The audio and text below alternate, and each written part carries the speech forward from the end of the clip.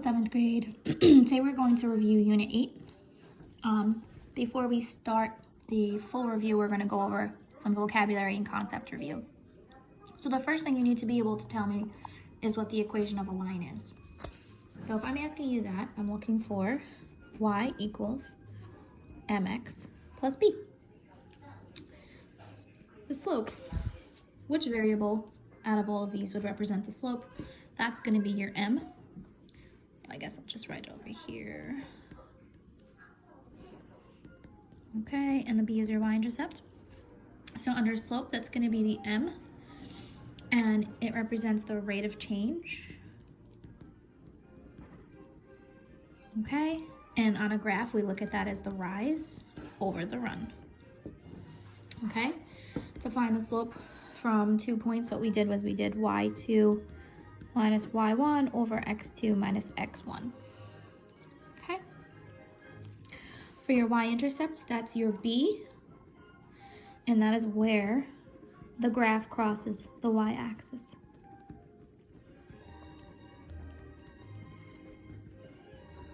Okay, and then another way that you can find that, like from a table, would be that it's where x is equal to 0. Right, and just to give you a little bit of a sketchy, if we have a line here, the y-intercept is right where it crosses the y-axis. Okay? Proportional relationships, right? So what do we know about those? From a graph, it's a straight line, and it goes through the origin.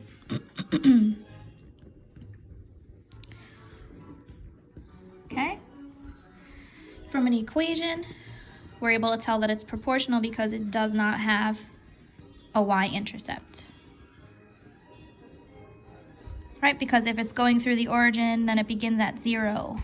So there's no y-intercept there. Right? So an example of each of these from a graph, it goes right through the origin, it's a straight line. And from an equation, it would just simply not have any b value, such as that. Okay, and I just wrote this in 2 separate sections. I don't know why I did that. So this goes here, and this goes here, sorry. Okay, so we're gonna begin. I chose just a few of the review questions from the textbook, so it's up to you if you wanna follow in the textbook or if you want to just follow along with these notes. The first thing you need to be able to do is look at a table that represents a proportional relationship, be able to write the equation, and then also graph it.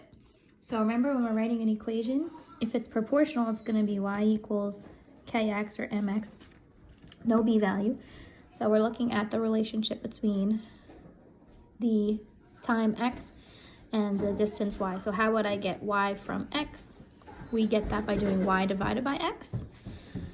So that's 3 divided by 6, and 4 divided by 8, and 5 divided by 10, and so on. Those are all equal to 1/2. So as an equation, that'd be y equals 1/2 x. Okay? And then to graph that, you're just going to plot each of these as points. So it's x comma y, 6 comma 3, 8 comma 4, 10 comma 5, and 12 comma 6. And you're going to graph all of those. So look at the scale that you're given. These are going up by 2s. So take a second. And on the y-axis, they're going up by 1s. Take a second to label. Okay, and then you can graph those points. So 6 comma 3 will be here. 8 comma 4, 10 comma 5, and 12, 6. And just remember that when you're graphing, you're going to extend the line and put arrows on the end. In this case, I'm going to extend it full through the axis just to show that it's proportional. Okay? For the next question, I'm going to look at this graph. I'm going to say what the slope is, and then I'm going to say if it's proportional or not. So, first thing, I'm going to look at my scale and make sure that I'm very aware of what my scale is, just in case it's not going up by 1s. I want to make sure when I count my slope that I'm counting the right amount of numbers. So I'm going to start from here, and I'm going to pick the next exact point that I see, which is, let's see, it looks like it's all the way up here. Okay, so when I count, I'm going to do rise over run. Make sure you're doing rise first, because Some of you are still doing the run first, and also we're always going from left to right. So to align myself with the next point, I have to go up 1, 2. Now I'm even with the next point, so I went up 2, and now I'm gonna go over 1, 2, 3, 4, 5.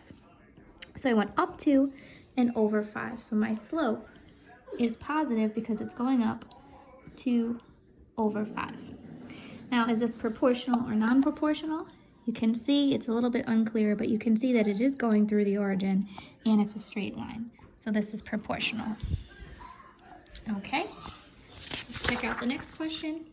First, we're going to complete the table, and then after that, we'll graph the line, and then we'll state if it's proportional or not. So what I'm going to do is, I'm going to fill in the top table, make sure that I know what value was put here. So if I got -1.5 here, that's what -3/2 is. So that was x equals 1. So this will have to be x is 3, but you can always double check and make sure when you multiply this by 3, you'll get -9/2, which is -4/5. So now let's just figure out what we get here. When I plug in x is 0, this is -3/2 times 0, which is 0. So when x is 0, y is also 0. For x is 2, I plug in 2 for x. Okay, notice these two cancel out. So y is equal to just -3 here.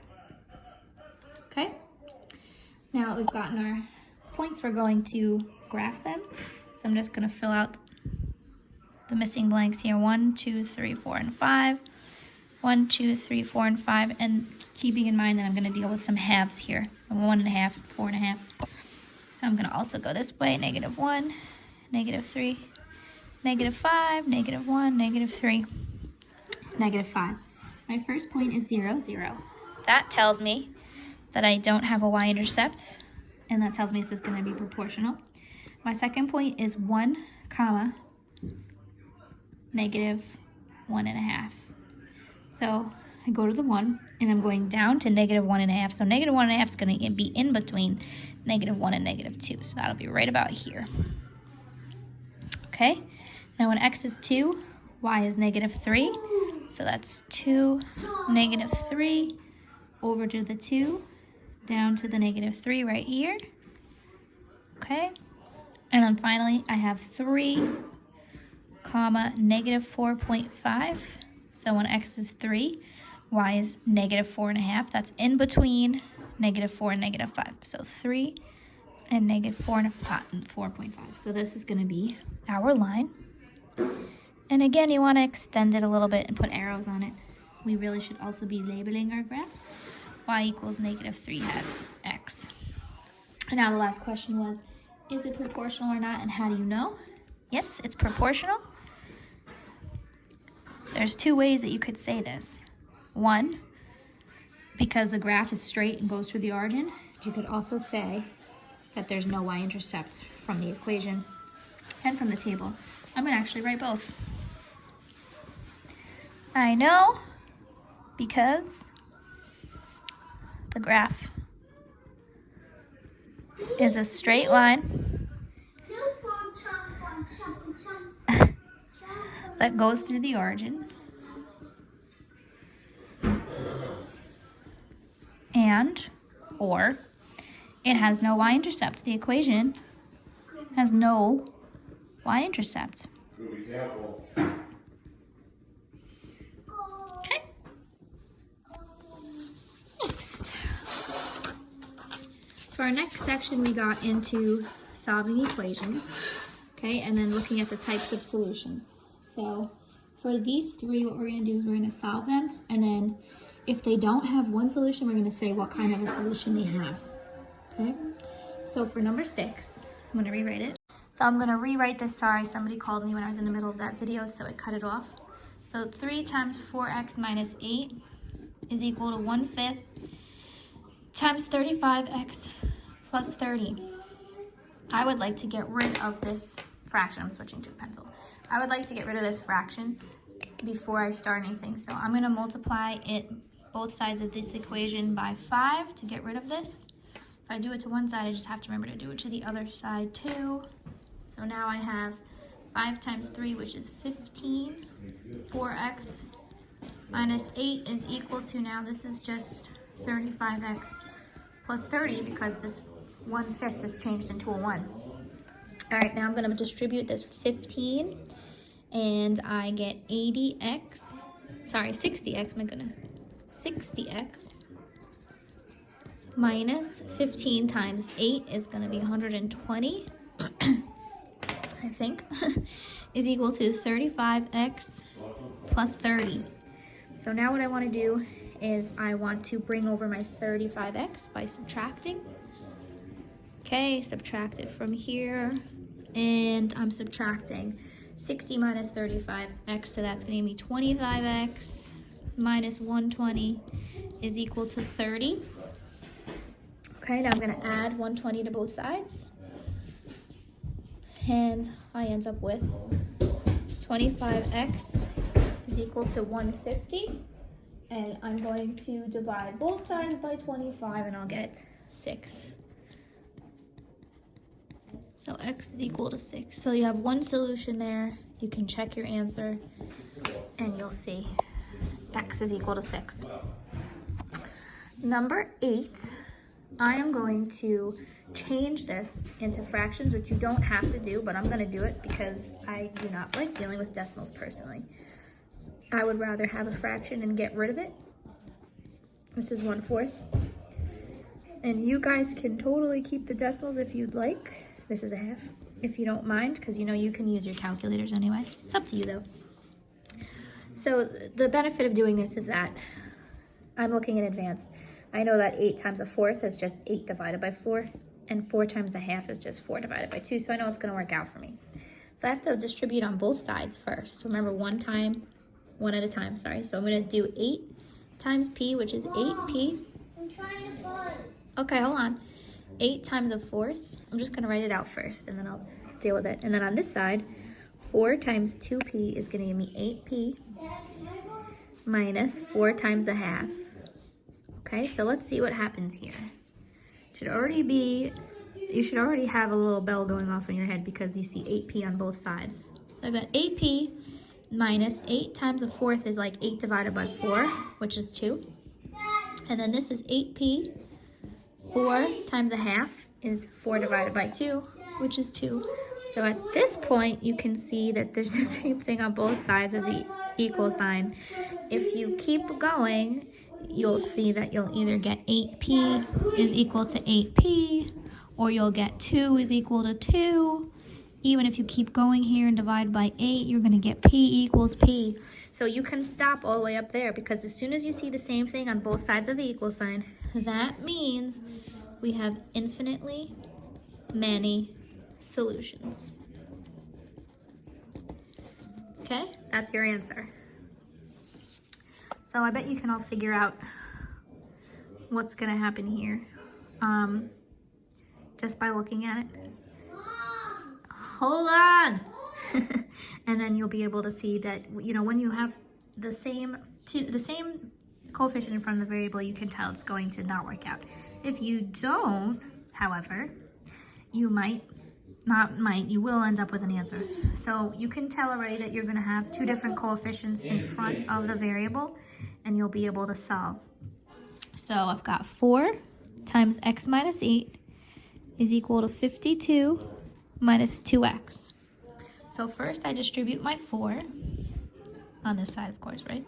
4 times x is 4x minus 4 times 8 is 32. This is equal to 52 minus 2x. I'm going to bring this 2x over. This is a minus, so I'm going to add it to do the opposite. And what I do to one side, I have to do to the other side. So this is 6x minus 32 is equal to 52. Okay? Now I need to get the constant over, so I'm going to add 32 to both sides. And I'm going to see 6x is equal to 84. And I'm going to divide both sides by 6, and x is going to be equal to 14. Okay? And don't forget, if you solve an equation and you get two different things on the other side, like 2 equals 3, and it's not true, then that means that there's no solution. Okay, that's the only thing I didn't cover here. Okay, so that's everything you need to know for the test, guys. I think I made it nice and thorough and very similar to your test. So if you want to, you could try to print a blank copy of this out, and you can retry it. Because if you can do all of these, you'll be good to go. All right, have fun.